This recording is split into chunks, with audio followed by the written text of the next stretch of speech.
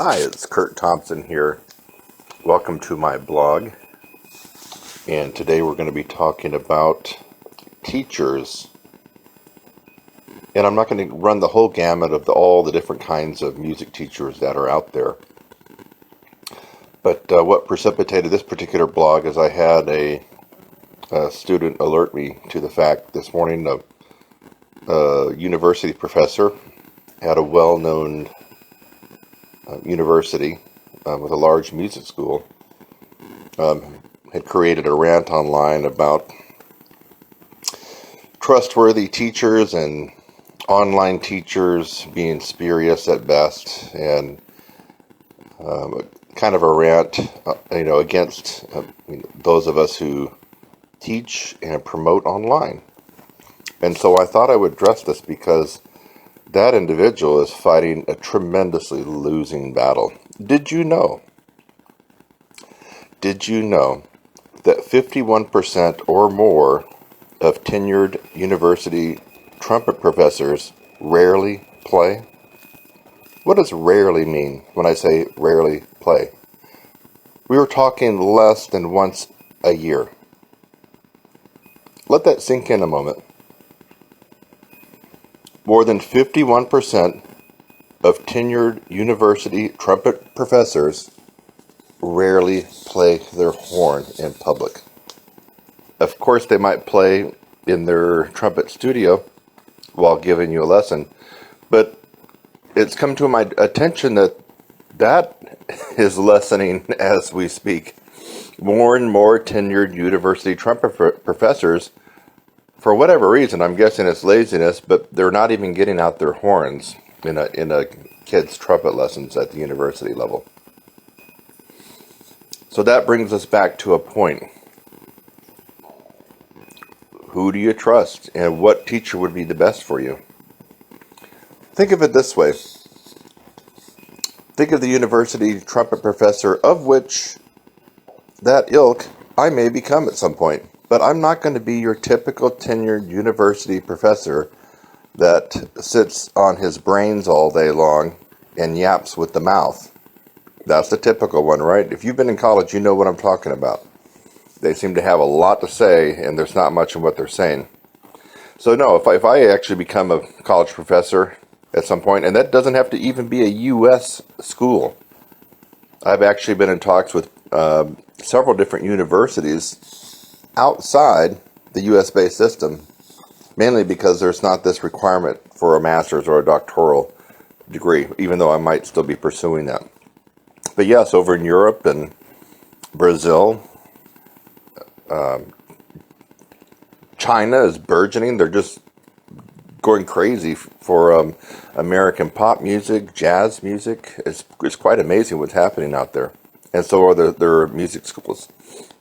So yes, at some point I may end up being a music professor at some college. It may not be in the U.S. and it may be in the U.S. But I won't be that typical professor that sits on his brains all day in his trumpet studio yapping at the mouth and never playing for students and never playing recitals and concerts.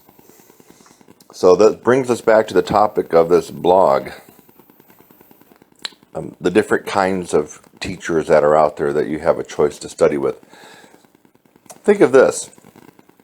Think of the typical university tenured professor as the typical U.S. postal mail clerk in your local town or village or city. You may notice that sometimes they're friendly, but sometimes they're not. Have you ever been in a line at the U.S. post office, a long line, and Sally all of a sudden says, "All right, guys, I'll be back in half an hour. I got to take my break." That's an example of bureaucracy, government, and a nonprofit system. There's the government is a nonprofit entity, in my opinion. In other words, they didn't really care that there were 12 people in line that needed to get on about their business. Sally needed to go take her 30-minute break, and that left 2 clerks at the post office there while you're waiting in line. The same is true with the tenured university trumpet professor. Are you aware that next to killing somebody, maiming somebody, or raping somebody, in fact, even raping somebody sometimes it is not enough, these individuals can literally get away with almost murder and not get fired. Are you aware of that? I'm not making this stuff up, folks. Check into it. Once you got tenure, it takes a tremendous amount for the university to remove that professor from the ranks. It really does. And I wasn't exaggerating about this. Literally, if it was a trumpet professor that's tenured, he or she would basically have to kill somebody or commit some horrible atrocity to be let go. Being a bad teacher, being a bad person, being rude, not playing their horn, all these reasons here are not sufficient grounds to remove somebody from their status. So now that you know that, what about the flip side? What about the for-profit economy, the for-profit teachers like myself? Society and economics has a way of enabling us and getting rid of us. And let me give you an example using cars. Does anybody remember the Ford Pinto from back in the 70s? You don't even need to have been old enough to remember that, but if you do your research, Ford came out with a pretty cool looking car that might be a gas saver called the Ford Pinto. And Ford, of course, is a for-profit company. But guess what happened? More often than not, when people were in accidents in the Ford Pinto, the car would explode. And some people were injured or even killed. Later, after some research was done, because of what had happened, there was a defect in the mechanism of the gas tank in the delivery system that tilted the odds that the gas tank would explode in an accident. They ended up having to recall the Ford Pinto. The Ford Pinto became extinct. What's the other one? Yougo. Remember back in the late 80s, maybe the mid 80s, a very, very cheap car came out. It was new. I guess it was made in Yugoslavia then. I'm just guessing because of the name of the car was called Yougo. But what happened with that particular car, you got what you paid for. It was a very, very cheap car, but it was new. But the thing fell apart almost the moment you drove it off the lot. Within a matter of months or slightly over a year, the reputation spread and Yougo became extinct.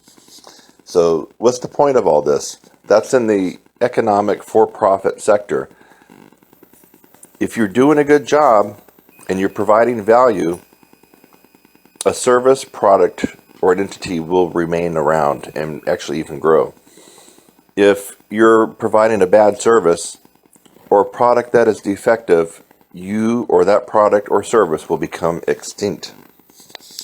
So in other words, if you're a music teacher, and in my case, in the trumpet world, a trumpet teacher, and you're not hired and have the protection of tenure at a university, you must deliver. You must get good results. You must be a good teacher. Otherwise, you're just not going to make enough money to continue doing what you're doing, unless you're a millionaire and you're retired and you're teaching pro bono. You're teaching for free. So the world and the economy has a way of promoting people that are providing value. The economy also has a way of making extinct people that are providing a service, a failed service, a service that doesn't have merit, a service that gives no value, or a defective product. That's not true in the university system.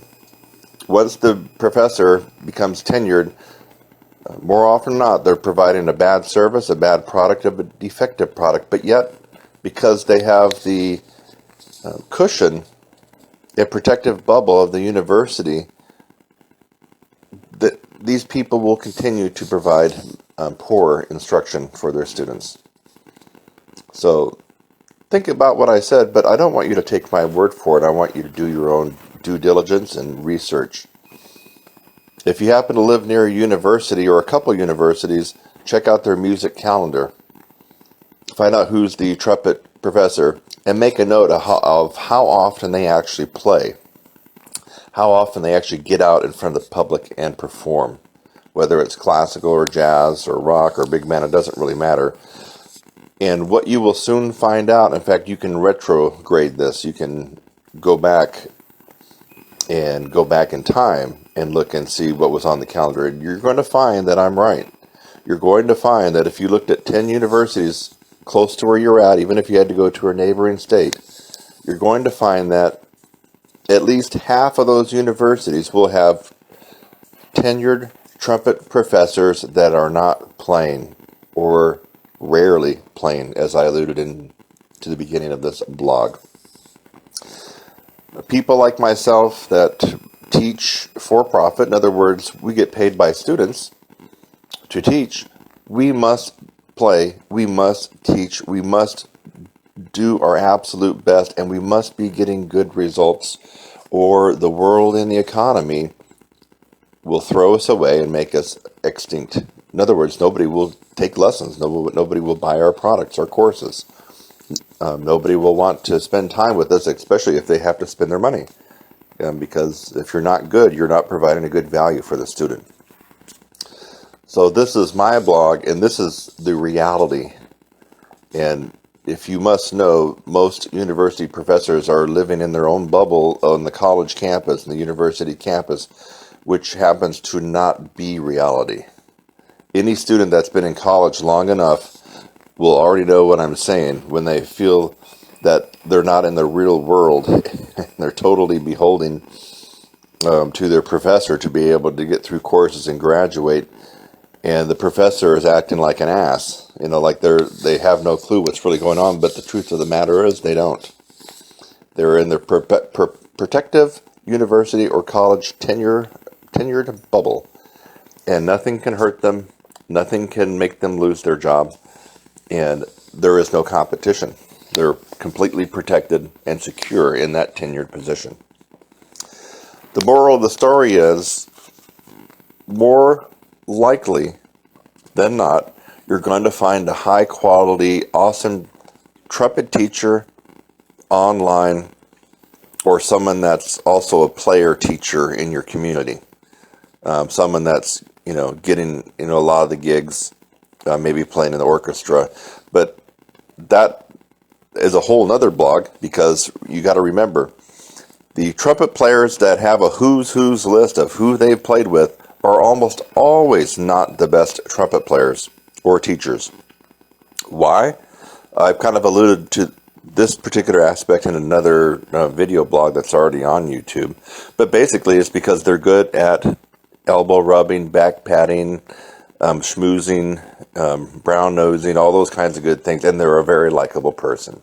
So you can't always go on a trumpet player who has the who's list of, they played with everybody that you've ever heard of, and they have 100 different celebrity performers they played with, from rock stars to Broadway shows to famous musicians.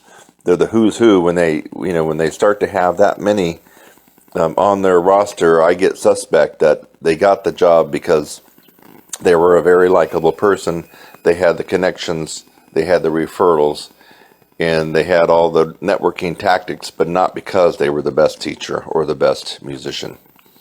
But I'm going to stop there because that actually would start a different blog. So do your own due diligence. And the best way you can do this is to look at the reviews and recommendations by current and former students of a particular teacher. Isn't that the easiest way? If the teacher's a good teacher, students will say, I liked working with this guy. Wow. I started here at this point, and when I finished working with this guy, I arrived at this point. And I'm happy to tell people about that. That's what you need to be looking for in a teacher. Not the fact that they got some kind of special status at a university or some kind of special suffix after their name. I'm Kurt Thompson. I hope you found this blog to be of value, but also to be entertaining. Have a good day. Bye-bye.